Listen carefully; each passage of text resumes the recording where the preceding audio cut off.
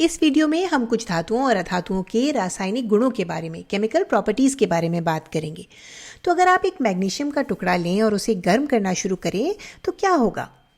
तो आप देखेंगे कि ये एक चमकदार सफ़ेद लौ के साथ जलने लगेगा और फिर यह एक सफ़ेद पाउडर जैसा अवशेष छोड़ देगा। तो यहाँ आखिर हुआ क्या? लगता है यहाँ कोई रासायनिक अभिक्रिया हुई है, यानी केमिकल रिएक्शन हुआ है ना?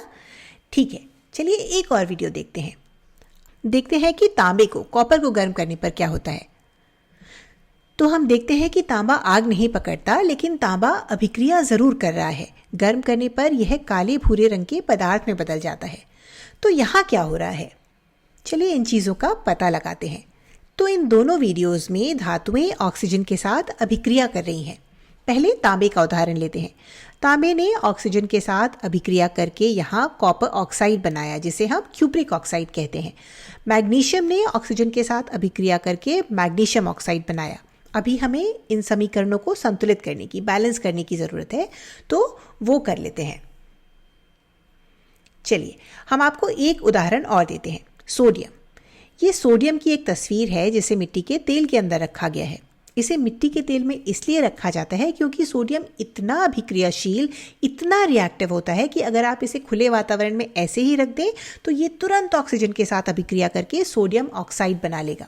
चलिए इस समीकरण को भी संतुलित कर लेते हैं। तो अगर आप यहाँ इन तीनों अभिक्रियाओं को देखें तो आप देखेंगे कि दाईं ओर किसी न किसी प्रकार का धात्विक ऑक्साइड, मेटालिक ऑक्साइड बन रहा है। तो क्या हम व्यापक तौर पे ये कह सकते हैं कि धातुएं ऑक्सीजन के साथ अभिक्रिया करके धात्विक ऑक्साइड बनाती हैं? बिल्कुल। अब प्रश्न ये है कि क्या ऐसा धरती पर उपस्थित हर एक धातु के साथ होता है? नहीं। सोना, चांदी, प्लैटिनम जैसी धातुएं जो बहुत महंगी होती हैं, वे अभिक्रियाशील नहीं होती। वे ऑक्सीजन के साथ अभिक्रिया करके धात्विक ऑक्साइड नहीं बनाती हैं। लेकिन आपके आसपास दिखने वाली अधिकतर अन्य धातुएं ऑक्सीजन के साथ अभिक्रिया करके कोई ना कोई धात्विक ऑक्साइड ज़रूर बनाती हैं। ठीक है, चलिए हम आपसे एक प्रश्न और पूछते हैं। अगर हम इन धात्विक ऑक्साइड्स की पानी के साथ अभिक्रिया कराएं तो क्या होगा? चलिए सोडियम से शुरू करते हैं। अगर हम सोडियम ऑक्साइड की पानी के साथ अभिक्रिया कराएं तो हमें सोडियम हाइड्रोक्साइड मिलेगा और यह एक क्षार, एक बेस है। हम पहले इस समीकरण को संतुलित कर लें। हाँ, तो ये एक क्षार है। इसी तरह जब मैग्नीशियम और पानी की अभिक्रिया होगी तो क्या होगा? फिर से हमें मैग्नीशियम हाइड्रोक्साइड मिलेगा और ये भी एक क्षार है। लेकिन क्या होगा अगर हम क्यूप्रिक ऑक्साइड की पानी के साथ अभिक्रिया कराएं? क्या तब भी हमें कोई हाइड्रोक्साइड मिलेगा? नहीं। इस स्थिति में कॉपर ऑक्साइड पानी के साथ अभिक्रिया ही नहीं करता। क्यों? क्योंकि कॉपर बहुत अधिक अभिक्रियाशील नहीं है, इसीलिए कॉपर ऑक्साइड भी बहुत अभिक्रियाशील नहीं होता है। तो अगर आप इन तीनों उदाहरणों को ध्यान से देखें तो आप समझ सकते हैं कि सोडियम सबसे अधिक अभिक्रियाशील है, उसके बाद मैग्नीशियम आता है और उसके बाद कॉपर यानी तांबा। और आप ये भी अनुमान लगा सकते हैं कि सोना और चांदी कॉपर से भी कम अभिक्रियाशील है। तो ऐसा नहीं है कि सभी धात्विक ऑक्साइड पानी से मिलने पर कोई क्षार या बेस बनाते हैं, लेकिन अधिकतर धात्विक ऑक्साइड ऐसा करते हैं। तो हम एक व्यापक नियम के रूप में ये कह सकते हैं कि धातु और ऑक्सीजन मिलकर धात्विक ऑक्साइड बनाते हैं और धात्विक ऑक्साइड और पानी मिलकर एक क्षार, एक बेस बनाते हैं। अब हम आपको एक ऐसी बात याद दिलाना चाहते हैं जो आप पहले से ही जानते होंगे। एक क्षार लाल लिटमस को नीला कर देता है ना? बढ़िया। इसके बाद चलिए अधातुओं की अभिक्रियाओं पर चर्चा करते हैं। अब क्या होगा अगर हम कार्बन जैसी कोई अधातु लें, नॉन मेटल लें और उसकी ऑक्सीजन के साथ अभिक्रिया कराएं? हम चाहेंगे कि आप वीडियो को यहाँ पॉज करें और इसका अनुमान लगाने की एक कोशिश करें।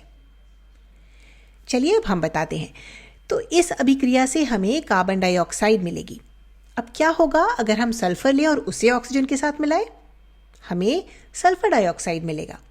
अब सल्फर के बारे में रोचक बात यह है कि ये सल्फर डाइऑक्साइड आगे ऑक्सीजन के साथ अभिक्रिया करके सल्फर ट्राइऑक्साइड भी बना सकता है। तो सल्फर के लिए आपके पास दो अलग अलग प्रकार के ऑक्साइड हैं। आपके पास सल्फर डाइऑक्साइड भी है और आपके पास सल्फर ट्राइऑक्साइड भी है। और अगर आप ये सोच रहे हैं कि सल्फर के दो अलग अलग ऑक्साइड होना कैसे संभव है, तो ऐसा इसलिए होता है क्योंकि सल्फर दो अलग अलग प्रकार की संयोजकता, अलग अलग वैलेंसीज दिखा सकता है। अब चलिए आगे बढ़ने से पहले हम इस आखिरी समीकरण को संतुलित कर लेते हैं ताकि एकदम सही हो जाए। अब अगर हम इन अधात्विक ऑक्साइड्स, नॉन मेटालिक ऑक्साइड्स में पानी मिलाएं तो क्या होगा? उदाहरण के लिए CO2 के साथ, कार्बन डाइऑक्साइड के साथ क्या होगा अगर इसमें पानी मिलाया जाए?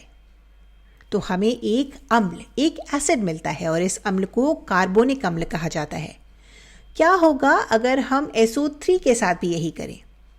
हमें एक और अम्ल मिलेगा, इसे सल्फ्यूरिक अम्ल कहा जाता है। शायद आपने H2SO4 के बारे में सुना भी होगा। तो यहाँ सबसे मुख्य बात जो हम बताना चाहते हैं वो ये है कि जब हम किसी अधात्विक ऑक्साइड में पानी मिलाते हैं या पानी के साथ उसकी अभिक्रिया कराते हैं तो हमें एक अम्ल मिलता है। चलिए, हमने जो इस वीडियो में सीखा उसे संक्षेप में दोहरा लेते हैं। तो धातुएं ऑक्सीजन के साथ अभिक्रिया करके धात्विक ऑक्साइड बनाती हैं और फिर धात्विक ऑक्साइड पानी के साथ अभिक्रिया करके एक क्षार बनाते हैं और अधातुएं ऑक्सीजन के साथ अभिक्रिया करके अधात्विक ऑक्साइड बनाती हैं और जब आप उन्हें पानी के साथ मिलाते हैं तो आपको अम्ल मिलते हैं। अब हमें लगता है कि आप ये पहले से ही जानते होंगे कि अम्लों में नीले लिटमस को लाल रंग में बदलने की क्षमता होती है ना? तो ये थी धातुओं और अधातुओं की ऑक्सीजन के साथ और फिर उनके ऑक्साइड्स की पानी के साथ अभिक्रियाओं की कहानी। फिर मिलेंगे एक और वीडियो में।